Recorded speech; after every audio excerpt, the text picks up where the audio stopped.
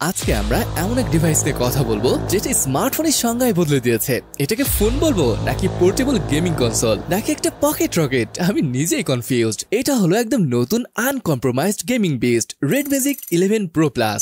যদিও সবখানে এটা প্রো নয়, তো ভিডিওর গভীরে যাওয়ার আগে এর হাইলাইট গুলো জেনে নেই। একদিকে আছে দানবের মতো শক্তি লেটেস্ট স্ন্যাপড্রাগন 8 এলিজেন 5 চিপসেট, 7500 মিলি অ্যাম্পিয়ারের এক বিশাল ব্যাটারি আর ফাস্ট চার্জিং। আর ওই যে শুনলেন একটা অ্যাক্টিভ কুলিং ফ্যান। সবথেকে আকর্ষণীয় ব্যাপার হলো এটাই বিশ্বের প্রথম কোনো ফোন যেখানে লিকুইড কুলিং সিস্টেম রয়েছে। সব দিক দিয়ে অসম, বাট ক্যামেরা, হ্যাঁ আমরা এর সবই জানতে পারবো, সেই সাথে জানতে পারবো এটার প্রাইস কেমন। তাই শুরু করার আগে সাবস্ক্রাইব করে নিতে ভুলবেন না আর সম্পূর্ণ দেখতে থাকুন, মজা আসতে যাচ্ছে।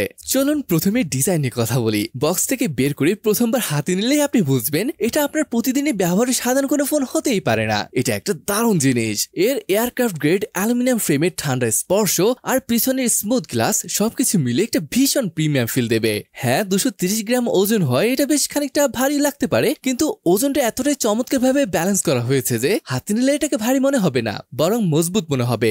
আর এই যে ট্রান্সপারেন্ট এডিশনটা, এটা তো জাস্ট মুগ্ধ করার মতো। এটা অনেকটা সুপারকারের স্বচ্ছ ইঞ্জিনের কভারের মতো, যার ভেতর দিয়ে ভেতরের হার্ডওয়্যার গুলো দেখা যায়। আর ঠিক এখানেই আছে হাই স্পিড কুলিং ফ্যান, সাথে কাস্টমাইজেবল RGB লাইটিং। যখন আপনি কোনো গেম চালু করবেন, এই ভিতর ফ্যানটা RGB লাইটের সাথে ঘুরতে শুরু করবে। বিশ্বাস করুন এটা একটা অন্যরকম অনুভূতি কাজ করবে। এটা হলো পিওর গেমারদের জন্য বানানো একটা ডিজাইন। আর এখান যে গোলাকার যে লাইটের মতো জ্বলতে দেখছেন, এটা হলো লিকুইড কুলিং সিস্টেম, যেটা এখন পর্যন্ত কেউ করতে পারেনি স্মার্টফোনে। আর দেখতেও কি দারুণ লাগছে, তাই না? তবে এই ডিজাইন শুধু দেখানোর জন্যই নয়, এর প্রতিটি অংশই কাজের। ডান দিকে দেখুন পাওয়ার আর ভলিউম বাটনের রেসপন্স খুবই ক্লিকি আর ট্যাকটাইল, কিন্তু আসল আকর্ষণ হলো এর উপরে থাকা দুটো বিশাল 520 হার্জের টাচ স্যাম্পলিং রেটের শোল্ডার ট্রিগার। এগুলো কোনো গিমিক নয়। আর এখানে কিন্তু RGB লাইটের ব্যবস্থা রাখা হয়েছে। ধরুন আপনি কল অফ ডিউটি খেলছেন, আপনার দুই বুড়ো আঙ্গুল যখন মুভমেন্ট আর এমিং এ ব্যস্ত, তখন আপনার তর্জনী দুটো ট্রিগার উপর রেখে ইনস্ট্যান্টলি স্কোপ অন বা ফায়ার করতে পারবেন। মনে হবে যেন ফোনের সাথে একটা কন্ট্রোলার লাগানো আছে।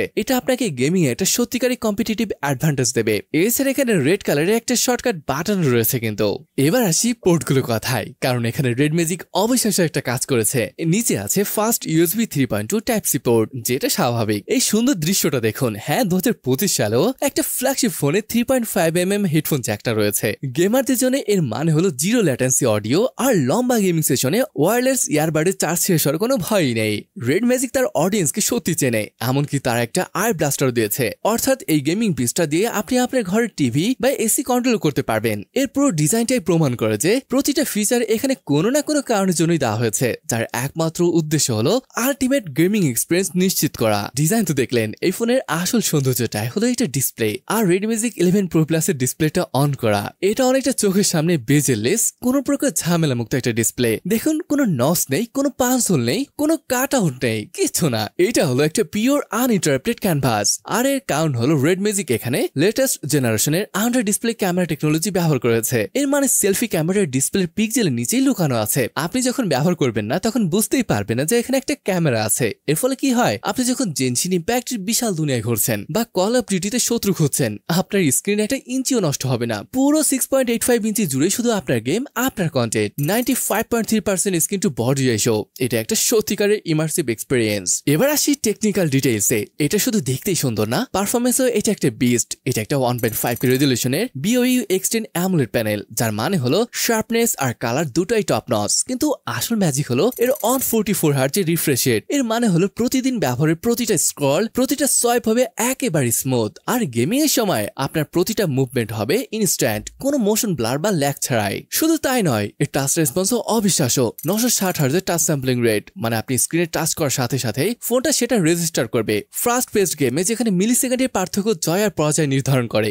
সেখানে এই ফিচারটা আপনাকে অন্যদের থেকে এক ধাপ এগিয়ে রাখবে। আর বাইরে নিয়ে ব্যবহার করবেন, কোনো চিন্তা নেই। 2000 নিটসের পিক ব্রাইটনেস থাকায় বাংলাদেশের চড়া রোদের মধ্যে এর স্ক্রিনটা সূর্যের আলোর নিচে জল করবে, সবকিছু স্পষ্ট দেখা যাবে। আর লো লাইটের জন্য এখানে রয়েছে 2592 হার্জের PWM ডিমিং এর সুবিধা, মানে একদম চোখের সুরক্ষার ব্যাপারও এটা কোনো আপোষ করেনি।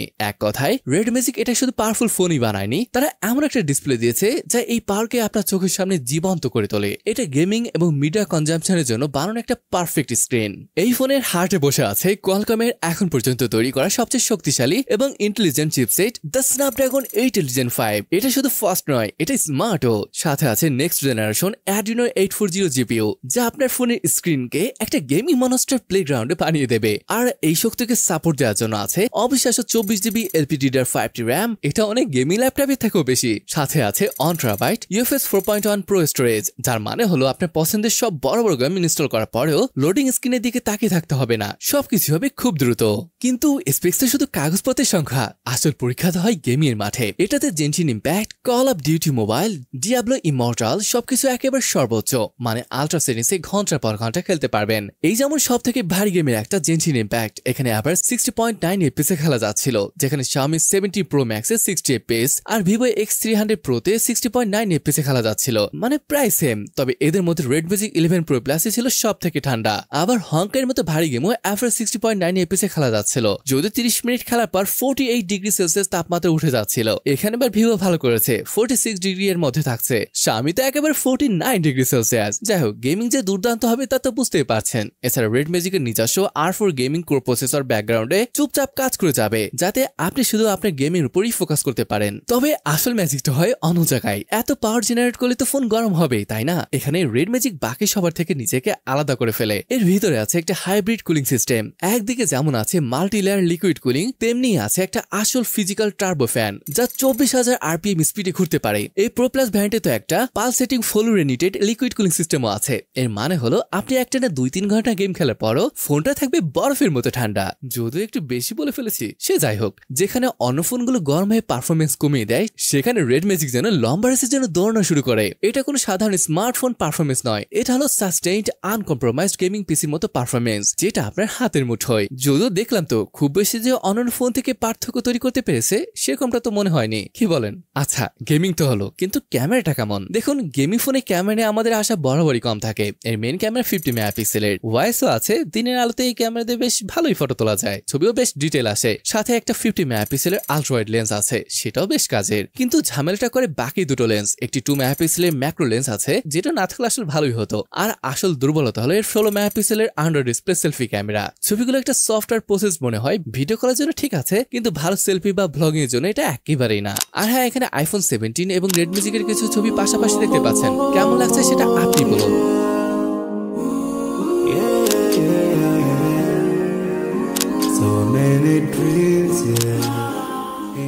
কানেক্টিভিটির দিক থেকে এটা future proof, Wi-Fi 7, latest 5G, Bluetooth 5.4, I blaster, NFC সবই আছে। এর ডুয়াল স্টোরেজ স্পিকার গুলো DTS-X ultra supported, sound quality খুবই লাউড আর ক্লিয়ার, আর হ্যাপটিক্স বা ভাইব্রেশন ফিডব্যাকও এক কথায় প্রিমিয়াম।